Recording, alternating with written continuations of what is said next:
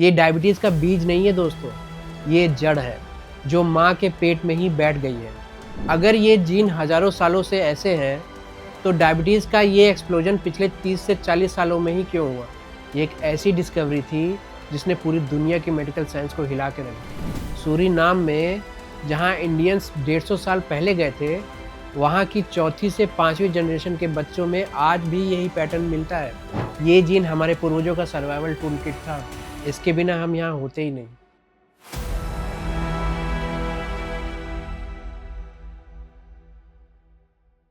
आपको लगता है कि आप हेल्दी हैं, फिट हैं, पतला हूँ, जिम जाता हूँ, शुगर नहीं खाता, मुझे डायबिटीज़ थोड़ी होगी। गलत।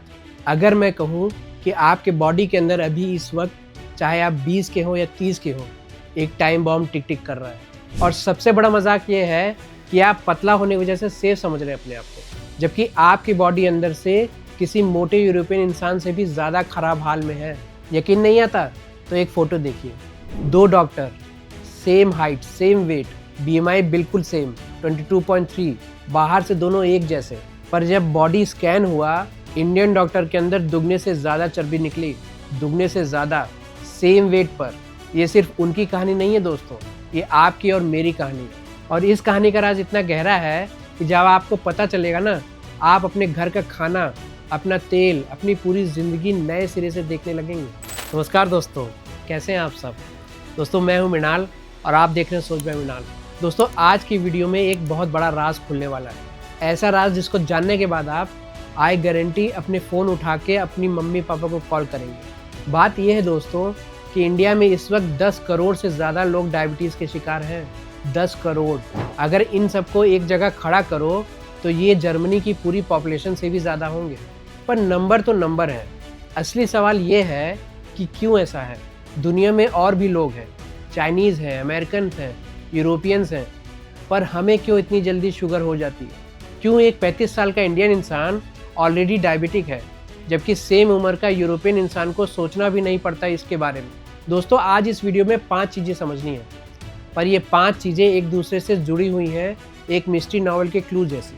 पहला क्लू आपको चौंका देगा, दूसरा क्लू आपको डरा देगा, तीसरा गुस्सा दिलाएगा और चौथा हैरान कर देगा, और पाँचवां आपको उम्मीद देगा कि ये सब बदला जा सकता है। तो चलिए दोस्तों शुरू करते हैं। दोस्तों वापस चलते हैं उस फोटो पर। ये फोटो है 2004 की। बाएं हैं डॉक्टर चित्तरंजन याजनिक, पुणे के केईएम हॉस्पिटल के डॉक्टर, और दाएं हैं डॉक्टर जॉन यूटकिन जो कि एक ब्रिटिश डॉक्टर है। इन दोनों ने मजाक में एक बेट लगाई। बेट थी कि चलो बॉडी स्कैन करवाते हैं और देखते हैं अंदर क्या है। DXA स्कैन, ये मशीन बॉडी के अंदर सब दिखा देती है, चर्बी कितनी है, कहाँ है, मसल कितने हैं।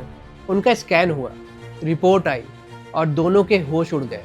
ब्रिटिश डॉक्टर बॉडी फैट 9.1%, एकदम फिट आदमी जो कि एक्सपेक्टेड था। Indian doctor same BMI, same weight और बॉडी फैट 21.2%, दुगने से ज़्यादा चर्बी। बाहर से दोनों एक जैसे, पर अंदर आसमान ज़मीन का फ़र्क। ये बेट मजाक में तो लगाई गई थी, पर दोस्तों इसका रिजल्ट मजाक नहीं था। ये एक ऐसी डिस्कवरी थी जिसने पूरी दुनिया की मेडिकल साइंस को हिला के रख दिया, क्योंकि इस फोटो ने साबित कर दिया कि BMI यानी बॉडी मास इंडेक्स से फ़र्क नहीं पड़ता। BMI अगर आपकी कम है तो ये आप नहीं कह सकते कि आपके अंदर फैट भी कम होगा। कम से कम इंडियंस के लिए, आप कितने भी पतले हो, अंदर की कहानी कुछ और है। साइंटिस्ट ने इसको नाम दिया थिन फैट इंडियन फिनोमिना। पतला दिखता है लेकिन अंदर चर्बी का गोदाम है। और ये सिर्फ डॉक्टर याजनिक की बात नहीं है, ये आपकी बात है, ये मेरी बात है, ये हर इंडियन की बात है। एक लैंसेट स्टडी में 15 लाख लोगों का डेटा एनालिसिस हुआ और पता चला कि जिस BMI के वैल्यू पर एक गोरे इंसान को ऑन एन एवरेज डायबिटीज़ होता है वो है 30। वही रिस्क इंडियन को 23.9 BMI पर आ जाता है। मतलब एक ओवरवेट यूरोपियन और एक नॉर्मल वेट इंडियन, दोनों को डायबिटीज़ का सेम खतरा है। ये सुनते ही सब कुछ बदल जाता है ना? अब मैं पतला हूँ और मुझे डायबिटीज़ नहीं हो सकता, ये एक्सक्यूज़ ख़त्म हो जाता है। पर रुको दोस्तों, ये तो एडल्ट्स की बात है। अब एक ऐसी चीज़ बताता हूँ जो सच में हैरान कर देगी। ये प्रॉब्लम एडल्ट होने पर शुरू नहीं होती, ये प्रॉब्लम तो सुनो ध्यान से, पैदा होने से पहले शुरू हो जाती है। डॉक्टर याजनिक ने सोचा कि अगर एडल्ट इंडियन अंदर से अलग है तो क्या ये फ़र्क बचपन से है या और भी पहले से? तो उन्होंने किया कुछ ऐसा जो पहले किसी ने नहीं किया था।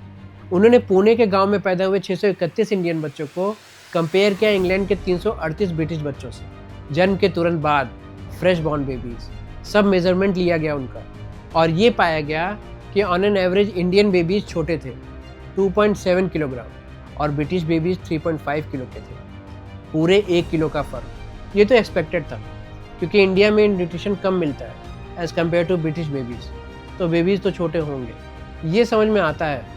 पर उसके बाद डॉक्टर याजनिक को एक अजीब चीज़ दिखी जो किसी कैलकुलेशन में फिट नहीं हो रही थी। इंडियन बेबीज़ का on an average her organ छोटा था, पेट छोटा था, मसल्स पतले थे, हाथ पैर कमज़ोर थे, सब कम सब छोटा। पर एक चीज़ थी जो कम नहीं थी, उसकी body fat. Body fat Indian babies में ऑलमोस्ट ब्रिटिश बेबीज़ जितना था। मतलब हम इंडियंस के लिए नेचर ने डिसाइड किया कि मसल्स कम कर दो, ऑर्गन्स छोटे कर दो, हड्डियाँ हल्की कर दो, पर चर्बी को हाथ मत लगाओ। जैसे इंडियन बॉडी को पता हो कि दुनिया में सबसे ज़्यादा ज़रूरी चीज़ फैट है, बाकी सब कुछ सेक्रीफाइस करो पर फैट बचाओ। ये रिजल्ट अपने आप में ही शॉकिंग था, पर अब जो आता है वो और भी डेंजरस है। जब डॉक्टर याजनिक ने इन बेबीज़ का कॉर्ड ब्लड टेस्ट किया, मतलब नाभि का खून जो पैदा होने के तुरंत बाद लिया जाता है, तो इंडियन बेबीज़ का इंसुलिन लेवल 67% ज़्यादा निकला ब्रिटिश बेबीज़ से, 67% ज़्यादा। एक बेबी जो अभी अभी पैदा हुआ, बस 1 मिनट ही हुआ है उसे दुनिया में आए, और उसकी बॉडी पहले से ही इंसुलिन से लड़ रही है। ये डायबिटीज़ का बीज नहीं है दोस्तों, ये जड़ है जो माँ के पेट में ही बैठ गई है। और जानते हो सबसे डरने वाली बात क्या है? ये सिर्फ इंडिया की नहीं है, सूरीनाम में जहाँ इंडियंस 150 साल पहले गए थे, वहाँ की चौथी से 5वीं जनरेशन के बच्चों में आज भी यही पैटर्न मिलता है। 150 साल बाद 4-5 पीढ़ियाँ बीत गई, दूसरा देश, दूसरा खाना, दूसरा पानी, पर जीन्स ने कहा नहीं भाई, अभी तो ऐसे ही रहेंगे। अब दोस्तों एक बहुत बड़ा सवाल खड़ा होता है, ऐसा क्यों? हमारी बॉडी ये क्यों करती है? क्या ये कोई गलती है, कोई डिफेक्ट है हमारी बॉडी में? दोस्तों इसका जवाब सुनोगे तो या तो रोने लगोगे या गर्व करोगे, शायद दोनों एक साथ, क्योंकि ये कहानी है हमारे पूर्वजों के सर्वाइवल की। और ये कहानी शुरू होती है हज़ारों साल पहले, जब इंडिया में भूख राज करती थी। दोस्तों सोचिए 500 साल पहले का इंडिया, कोई जोमेटो नहीं, कोई स्विगी नहीं, कोई फ्रिज नहीं जिसमें कल का खाना रख सको। खाना मिलेगा या नहीं ये मानसून डिसाइड करेगा। बारिश आई, फसल हुई तो पेट भरेगा, बारिश नहीं आई तो अकाल, भूखमरी और फिर मौत। और ये अकाल कोई 1-2 बार नहीं आए, सिर्फ ब्रिटिश राज के 200 सालों में ही इंडिया में 31 से ज़्यादा बड़े अकाल पड़े हैं। उस ज़माने में पर कैपिटा अनाज 200 किलो से घट के 137 किलो रह गया। मतलब एक इंसान का साल भर का खाना 1/3 कम हो गया। लोग लिटरली मरते थे भूख से, सड़कों पर, खेत में, घर में। अब आपसे एक सिंपल सवाल, इस नरक जैसे हालात में कौन सर्वाइव कर पाता था? आपको क्या लगता है? वो इंसान सर्वाइव कर पाता था जिसका बॉडी कंजूस था, मतलब जिसका बॉडी खाने से मैक्सिमम फैट बनाए और उस फैट को पकड़ कर रखे, कहीं जाने ना दे, ताकि जब अगला अकाल आए उस स्टोर्ड फैट से महीनों जिंदा रह सके। और जिस इंसान की बॉडी ये नहीं कर पाती थी वो मर जाता था, वो सर्वाइव नहीं कर पाता था। और जिस इंसान की बॉडी ये कर पाती थी वो सर्वाइव कर जाता था और अपनी नेक्स्ट जनरेशन आगे बढ़ाता था। और ऐसे ही जनरेशन आगे बढ़ती गई और वो कंजूस जीन जनरेशन से जनरेशन हम तक पहुंच गए। साइंटिस्ट जेम्स नील ने 1962 में इसे थ्रिफ्टी जीन बोला, मतलब कंजूस जीन, जो हर कैलोरी को पकड़ कर रखता है, जमा करता है, कुछ वेस्ट नहीं होने देता।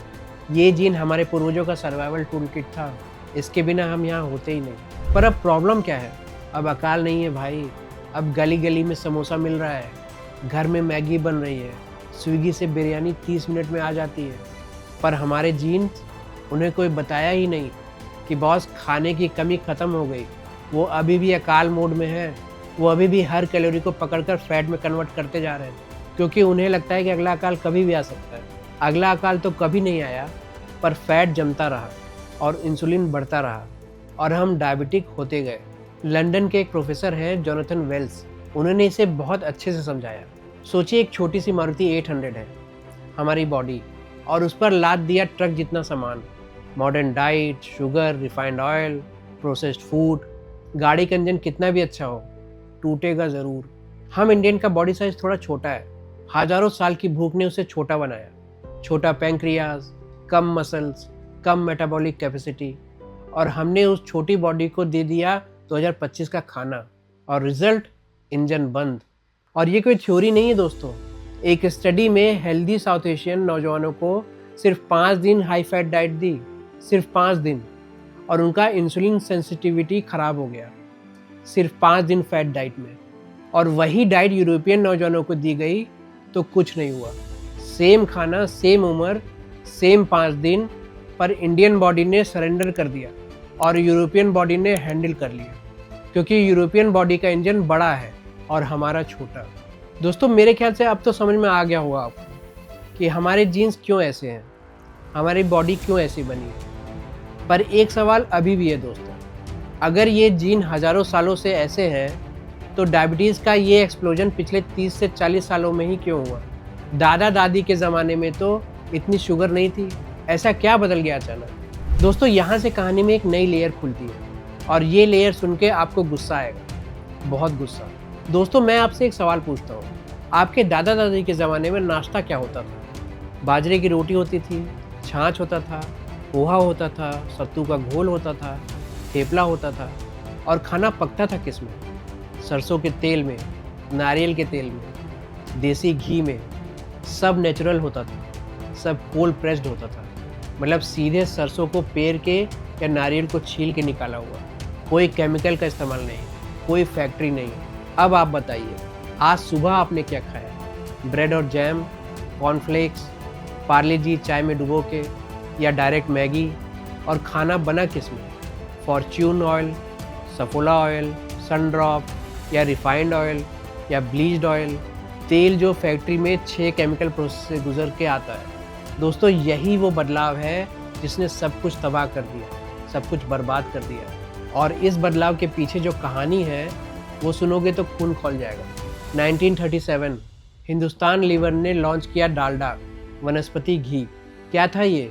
हाइड्रोजनेटेड वेजिटेबल ऑयल, सीधा ट्रांस फैट का बॉम्ब। पर मार्केटिंग ज़बरदस्त, सिनेमा में एड्स, गांव में कुकिंग डिमॉन्स्ट्रेशंस। डालडा इतना फेमस हुआ कि लोग देसी घी भूल गए, और डालडा मतलब घी, ऐसा बैठ गया दिमाग में सबके। दोस्तों फिर आया 1991, लिबरलाइजेशन का दौर। इंडिया की इकॉनमी खुली, और साथ में खुला दरवाज़ा पाम ऑयल के लिए। इंडोनेशिया, मलेशिया से सस्ता पाम ऑयल आने लगा इंडिया में। कितना? सुनिए, 1993 में 2 लाख टन, और 2023 में 90 से 100 लाख टन, 45 गुना। सिर्फ 30 सालों में आज इंडिया दुनिया का सबसे बड़ा पाम ऑयल कंज्यूमर है। हम अपना 60 से 70% तेल बाहर से मंगाते हैं। पर सबसे बड़ा खेल खेला हार्ड हेल्दी ऑयल कंपनीज ने। सफोला क्या किया? डर बेचा, एड्स चलाए कि देसी घी खाओगे तो हार्ट अटैक आएगा। सरसों का तेल मतलब कोलेस्ट्रॉल। 85 लाख लोगों के फ्री कोलेस्ट्रॉल चेकअप लगाए अपने एडवर्टाइजमेंट के लिए। डॉक्टर से टाई अप किया, लोगों को इतना डराया कि सरसों का तेल, नारियल का तेल, देसी घी सब जानकर दुश्मन बन गया लोगों की नज़र में, और लोग भागते हुए रिफाइंड ऑयल की तरफ चले गए। सफोला ने प्रीमियम ऑयल में 81% मार्केट शेयर ले ली, लोगों को डरा के। अब दोस्तों अब सुनिए साइंस क्या कहती है। NFHS4 ये इंडिया का सबसे बड़ा हेल्थ सर्वे है। इसमें 6,38,000 औरतों और 92,000 मर्दों का डेटा एनालिसिस हुआ है। और रिजल्ट क्या आया? जो घर सरसों का तेल यूज़ करते थे उनमें मोटापा 12 से 20% कम था दूसरे तेलों के मुकाबले में।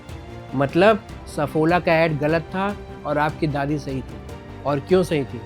क्योंकि सरसों के तेल में ओमेगा 6 और ओमेगा 3 का रेशियो होता है 10 से कम, जो बॉडी के लिए परफेक्ट है। रिफाइंड सनफ्लावर और सोयाबीन ऑयल में ये रेशियो कितना है? 20:1 से लेकर 70:1 तक। इतना इम्बैलेंस्ड कि बॉडी में सीधा इन्फ्लेमेशन होता है इससे। और इन्फ्लेमेशन मतलब इंसुलिन रेजिस्टेंस, डायबिटीज़ का सीधा रास्ता है ये। सोचिए ना दोस्तों, पूरी एक जनरेशन को डरा के उन्हें चीज़ों से दूर किया गया जो एक्चुअली उनके जीन के लिए परफेक्ट थी, और उनकी जगह ला के दे दिया वो चीज़ें जो उनके जीन्स हैंडल ही नहीं कर सकते। ये धोखा नहीं तो और क्या है। पर दोस्तों तेल तो इस प्रॉब्लम का सिर्फ एक हिस्सा है। UPF यानी अल्ट्रा प्रोसेस्ड फूड का हमला तो इससे भी बड़ा है। इंडिया में अल्ट्रा प्रोसेस्ड फूड का मार्केट 2006 में $900 मिलियन था। सिर्फ 13 साल बाद 2019 में 38 बिलियन डॉलर हो गया, 40 गुना बढ़ गया सिर्फ 13 साल में। आपके बच्चे जो ये Maggi, biscuit, chips, package juice ये सब खा रहे हैं, सब के सब अल्ट्रा प्रोसेस्ड हैं और 43% मार्केट शेयर सिर्फ स्वीट बिस्किट्स का है। इंडिया इकोनॉमिक सर्वे 2025-26 ने खुद ऑफिशियली ये कहा था कि अल्ट्रा प्रोसेस्ड फूड इंडिया की ओबेसिटी क्राइसिस का की ड्राइवर यानी सबसे बड़ा कारण है। अब दोस्तों यहाँ पूरी पिक्चर देखो। हमारे जीन्स हजारों साल से बाजरा, ज्वार, रागी खाने की आदत वाले हैं। हमारा छोटा सा pancreas in crude fibrous grains के लिए बस बना है और हमने उसे दिया मैदा, white rice, refined sugar, packaged food, refined oil. Diesel car में अगर पेट्रोल डाल दिया तो इंजन तो बंद होगा ही ना। और जानते हैं दोस्तों, सबसे कमाल की बात क्या है? ये सब थ्योरी नहीं है, इसका सबूत इतना सॉलिड है कि कोई आर्ग्यू नहीं कर सकता। सुनिए, कोई अगर बोले कि भाई जीन्स की बात छोड़ो, इंडियंस मीठा ज़्यादा खाते हैं इसलिए डायबिटीज़ होता है, तो उसके मुंह पर ये डेटा मारो। यूके बायोबैंक ने दुनिया की सबसे बड़ी हेल्थ स्टडी की 4,90,000 लोगों पर जो ब्रिटेन में रहते हैं। इनमें साउथ एशियन भी, ब्लैक पॉपुलेशन भी और वाइट पॉपुलेशन भी है। सबके लिए सेम देश, सेम पानी, सेम सुपरमार्केट, सेम सड़कें। अब इनमें डायबिटीज़ कंपेयर करो। वाइट लोगों में 5.5%, ब्लैक लोगों में 11.7% और साउथ एशियन में मतलब हमारे और आप जैसे लोगों में 17.9%, 3 गुना ज़्यादा सेम देश में रह के। अब बताओ ये लाइफ स्टाइल की गलती कैसे है? और ये सिर्फ एक स्टडी नहीं है, अमेरिका में मसाला स्टडी हुई और इसमें तो और भी हैरान करने वाला रिजल्ट आया। साउथ एशियंस मतलब हमारे और आप जैसे लोगों में डायबिटीज़ 27% था और गोरों में 7%। पर जब रिसर्चर्स ने डाइट, एक्सरसाइज, एजुकेशन कंपेयर किया साउथ एशियंस और गोरों के बीच, तो इस रिजल्ट ने साइंटिस्ट को पजल कर दिया, क्योंकि south Asians actually better diet खा रहे थे, कम शराब पीते थे गोरों की तुलना में। सिमिलर एक्सरसाइज प्रैक्टिसेस थी साउथ एशियंस की गोरों से, फिर भी 4 गुना डायबिटीज़ हम साउथ एशियंस के अंदर।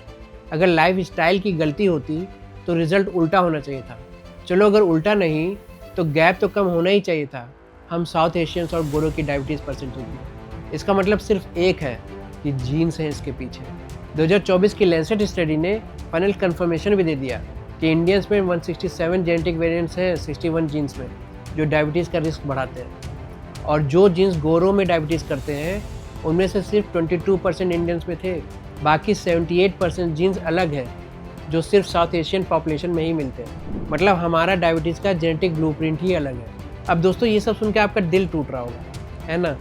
लग रहा होगा जीन्स में लिखा है, किस्मत है, क्या कर सकते हैं, झेल लो। रुको, ऐसा मत सोचो।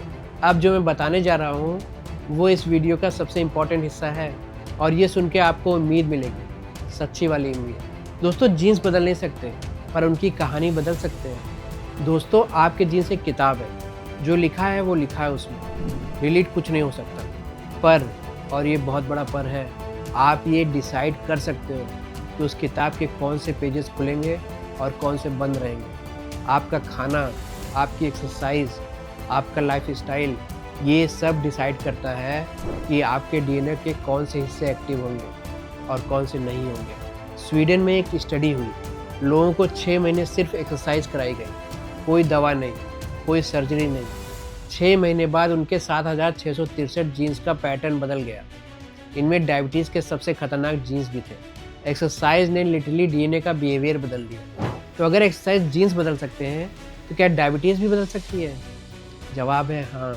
यूके में एक डायरेक्ट ट्रायल नाम का एक्सपेरिमेंट हुआ जिसमें 298 टाइप 2 डायबिटीज़ पेशेंट को एक वेट लॉस प्रोग्राम दिया गया। लोग कहते हैं ना कि एक बार किसी को शुगर हुआ तो लाइफ भर रहेगा, ये गलत है। इस स्टडी में 46% लोगों की डायबिटीज़ गायब हो गई और जिनका 15 किलो से ज़्यादा वेट घटा इस प्रोग्राम में, उनमें सक्सेस रेट 86% था। और ये सिर्फ गोरों पर नहीं, स्टैंड बाय ट्रायल में स्पेसिफिकली साउथ एशियंस पर भी ये टेस्ट हुआ और रिजल्ट 43% में डायबिटीज़ रिवर्स हुआ, ऑलमोस्ट सेम रेट। पर सबसे पावरफुल बात ये है दोस्तों, ये चेंजेस सिर्फ आप तक सीमित नहीं है। आपकी लाइफ स्टाइल का असर आपके बच्चों, यहाँ तक कि आपके पोतों पर भी पड़ता है। स्वीडन की ओवर कैलिक्स स्टडी में पता चला कि दादाजी ने बचपन में ज़्यादा खाया तो पोते की उम्र 6 साल कम हो गई। और डॉक्टर याजनिक ने भी पाया कि इंडियन माओं में विटामिन B12 की कमी थी, और उसी वजह से उनके बच्चों में इंसुलिन रेजिस्टेंस ज़्यादा थी। मतलब आप जो खाते हैं उसका असर आपके बच्चों पर पड़ेगा, पोतों पर पड़ेगा। ये डरावना भी है पर ताकतवर भी है, क्योंकि आप सिर्फ अपनी नहीं एक पूरी चेन बदल सकते हैं। पर रुको, वो ओज़ेम्पिक वाला इंजेक्शन। अब दोस्तों यहाँ पर एक सवाल ज़रूर आपके दिमाग में आ रहा होगा। आप सोच रहे होंगे कि भाई ये सब एक्सरसाइज डाइट बढ़िया है, पर आजकल वो ओज़ेम्पिक वाला इंजेक्शन है ना, वो तो एक डोज में ही सब ठीक कर देता है। हाँ, वही ओज़ेम्पिक, जिसको आजकल इलॉन मस्क से लेकर ओपरा तक सब ले रहे हैं। हॉलीवुड सेलिब्रिटीज़ का चेहरा छोटा हो गया है। लोग बोल रहे हैं आजकल ऐसे चेहरों को ओज़ेम्पिक फेस। दुनिया भर में इस एक ड्रग कैटेगरी ने $50 बिलियन का मार्केट खड़ा कर दिया है। अमेरिका में हर महीने 47 लाख लोग ये प्रिस्क्रिप्शन ले रहे हैं। टिकटॉक पर तो GLP-1 इन्फ्लुएंसर एक नया करियर ही बन गया है। मतलब पागलपन है पूरा। अब समझो ये काम कैसे करता है। बहुत सिंपल है। आपकी बॉडी में एक हार्मोन होता है GLP-1, जो खाना खाने के बाद बोलता है कि बस भाई पेट भर गया, अब मत खाओ। ओज़ेम्पिक बेसिकली इस हार्मोन का कॉपीड वर्जन है। इंजेक्शन लगा लो, भूख कम लगती है, पेट घटता है, ब्लड शुगर कंट्रोल होती है। Sounds perfect right?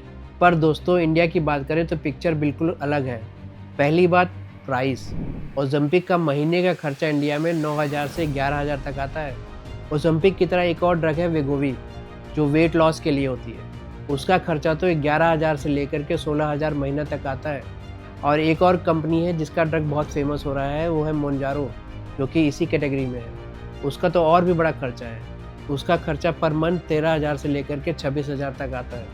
और इंडिया का मीडियन मंथली सैलरी कितना है? सिर्फ 27,300। मतलब एक इंजेक्शन के लिए आधे से ज़्यादा तनख्वाह उड़ जाएगी। हेल्थ इंश्योरेंस इसको कवर नहीं करती। मतलब ये दवा सिर्फ अमीर लोगों के लिए है, जिन्हें शायद उतनी ज़रूरत भी ना हो।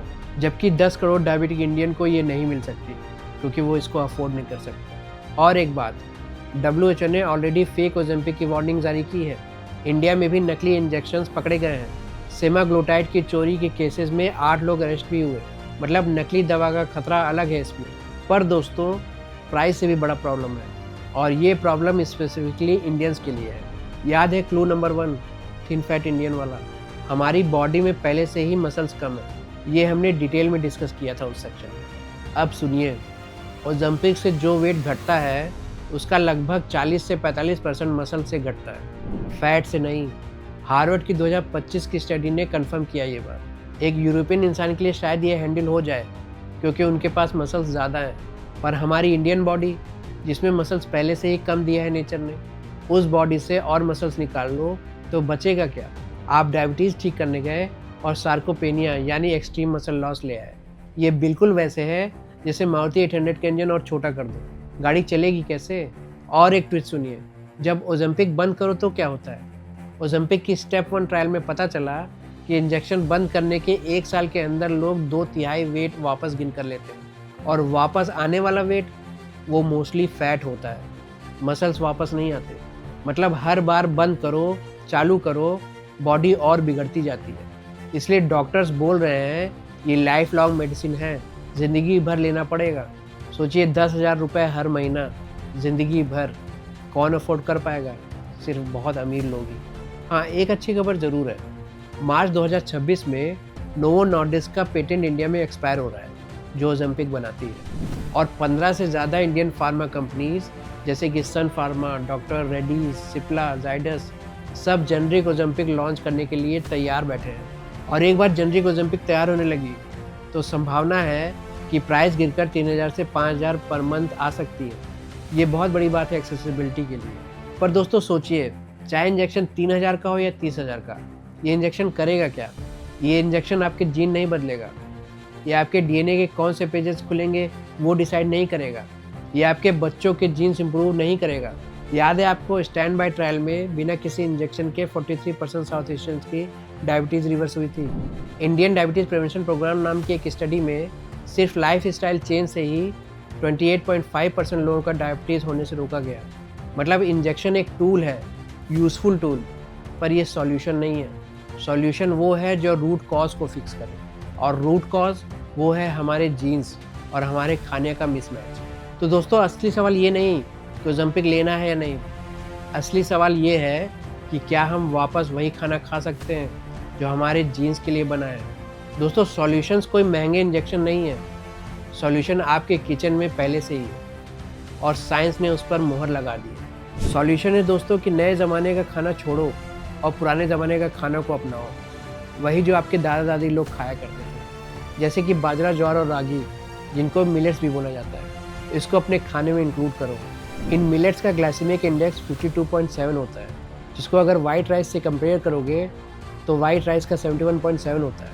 मतलब मिलेट्स वाइट राइस के कंपैरिजन में 36% कम शुगर बढ़ाते हैं। वो बाजरे की रोटी जिसे हम छोड़ चुके हैं, वही साइंटिस्ट ने खोज के निकाला है कि ये डायबिटीज़ का सबसे बड़ा दुश्मन है। इन मिलेट्स का इस्तेमाल करने के अलावा आप हल्दी का ज़्यादा से ज़्यादा इस्तेमाल करो अपने खानों में। हल्दी का असर जानने के लिए 18 क्लिनिकल ट्रायल्स की गई और पाया गया कि हल्दी से फास्टिंग शुगर कम होता है बहुत ज़्यादा। मतलब दादी का हल्दी वाला दूध एक एंटी डायबिटिक ट्रीटमेंट है। इसके अलावा है मेथी। मेथी अगर आप डाइट में अपने इंक्लूड करो और सिर्फ 5 ग्राम डेली खाओ, मतलब एक छोटा चम्मच, तो उसको खाने से प्री डायबिटिक से डायबिटिक में कन्वर्ट होना सिग्निफिकेंटली रुक जाता है। तो मतलब अगर आप प्री डायबिटिक हो तो मेथी को भी अपने खाने में इंक्लूड करने की कोशिश करो। और उसके बाद आता है देसी घी, जिसे सफोला ने हार्ट का दुश्मन बोला था। एक स्टडी में देसी घी से कोलेस्ट्रॉल 52% कम हुआ सोयाबीन के मुकाबले। पर असली कमाल तो है हमारे घरों का ट्रेडिशनल थाली का साइंस। सिंपल दाल, चावल, सब्जी। देखो, दाल का ग्लाइसेमिक इंडेक्स सिर्फ 25 से 38 होता है, जिसकी वजह से शुगर ब्लड में बहुत धीरे धीरे रिलीज होता है। वहीं राइस का ग्लाइसेमिक इंडेक्स 72 है, यानी वो एकदम फास्ट शुगर है जो ब्लड शुगर को तुरंत स्पाइक कर देता है। पर जब दाल चावल साथ में खाए जाते हैं घी और सब्जी के साथ, तो दाल का प्रोटीन शुगर स्लो करता है, घी स्टमक को सिग्नल देता है धीरे खाली होने का, और सब्जी का फाइबर ग्लूकोज धीरे अब्जॉर्ब होने देता है। तीनों मिलकर शुगर रिस्पॉन्स ड्रामेटिकली गिरा देते हैं। दाल, चावल, घी, सब्जी, ये एक साइंटिफिकली परफेक्ट एंटी डायबिटिक मील है। और जानते हो, आयुर्वेद में एक कॉन्सेप्ट है, पाचक अग्नि, मतलब डाइजेस्टिव फायर। जब पाचक अग्नि कमज़ोर होती है तब टॉक्सिन्स बनते हैं और तब बीमारी आती है। आज का मॉडर्न साइंस वो सेम चीज़ को कैपेसिटी लोड मॉडल कह रहा है। मतलब लेस मेटाबॉलिक कैपेसिटी एंड ज़्यादा लोड रिजल्ट्स इनटू बीमारी, जैसे कि डायबिटीज़। एक ही बात पर अलग भाषा। हमारे ऋषियों ने हज़ारों साल पहले वो कह दिया था जो आज का साइंस बोल रहा है। हमारे दादियों के पास आज का साइंस नहीं था, पर उनके पास हज़ारों सालों का अनुभव था, और आज दुनिया की बेस्ट लैब्स उसी अनुभव को सही साबित कर रही हैं। दोस्तों, अब वक्त आ गया है कि हम वो खाना जो हमने पुराना समझ के छोड़ा था वापस अपनाएं, पर इस बार साइंस के साथ। तो दोस्तों, चलिए अब समराइज़ करते हैं कि क्या हुआ हमारी इस पूरी कहानी में। हमारी बॉडी ने हज़ारों साल भूख झेली और उस भूख ने बॉडी को सिखाया कि हर कैलोरी को बचाओ, कुछ वेस्ट मत करो। ये कमज़ोरी नहीं थी दोस्तों, ये सर्वाइवल था। उसी सर्वाइवल ने हमें यहाँ तक पहुँचाया है। पर अब वही सर्वाइवल जीन्स हमसे बोल रहे हैं कि भाई फैट जमा करो, अकाल आने वाला है। और हम बोल रहे हैं कि बॉस अकाल नहीं है, स्विगी आ रहा है। पर जीन्स सुन नहीं रहे हैं, वो अपना काम करते जा रहे हैं, फैट जमा करते जा रहे हैं। और ऊपर से हमने किचन में सब उल्टा कर दिया है। हमने सरसों का तेल गायब कर दिया है, उसकी जगह हम रिफाइंड ऑयल ले आए हैं। बाजरा गायब हो चुका है, उसकी जगह मैदा आ गया है। घर का खाना गायब हो चुका है, उसकी जगह मैगी और बिस्किट्स आ गए हैं। तो सोचिए, हम इंडियंस की छोटी बॉडी और बड़ा बोझ टूटना ही था। पर दोस्तों, ये कहानी यहाँ ख़त्म नहीं होती। साइंस ने साबित किया ये साइकिल तोड़ना मुमकिन है। एक्सरसाइज से हज़ारों जीन्स बदलती हैं, वेट लॉस से 46% लोगों की डायबिटीज़ गायब हो जाती है, हम जैसे साउथ एशियंस में भी। और ओलंपिक जैसी दवा वो एक ज़रिया है, पर ज़रिया को सॉल्यूशन मत समझो। असली सॉल्यूशन वो आपकी किचन में है। हल्दी, मेथी, बाजरा, देसी घी, सरसों का तेल, वो सब चीज़ें जिन्हें हम भुला चुके हैं। तो दोस्तों, 3 काम कीजिए आज से। 1, किचन में सरसों का तेल, नारियल का तेल, देसी घी वापस लाइए। रिफाइंड ऑयल को गुड बाय बोलिए। 2, हफ्ते में कम से कम 3 से 4 बार मिलेट्स खाएं। बाजरे की रोटी, रागी डोसा, ज्वार भाकरी, ये आपके जीन्स के लिए बने हैं। 3, प्रोसेस्ड फूड को घटाइए, घर का खाना बढ़ाइए। हल्दी, मेथी, दालचीनी, ये सब प्रूवन एंटीबायोटिक सॉल्यूशंस हैं। और हाँ, अगर घर में किसी को डायबिटीज़ है तो उन्हें गिल्टी मत फील कराया करो। ज़्यादा मीठा खाया होगा, ये सब उनको मत बोला करो। अब आप जानते हैं ये उनकी गलती नहीं थी, ये डीएनए में लिखा था।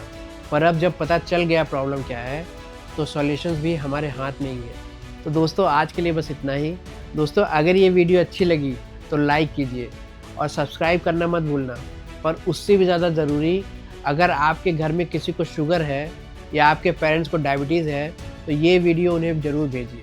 कमेंट में ज़रूर बताइए कि आपके घर में कौन सा तेल चलता है, सरसों का तेल है अभी भी या रिफाइंड ऑयल आ गया है।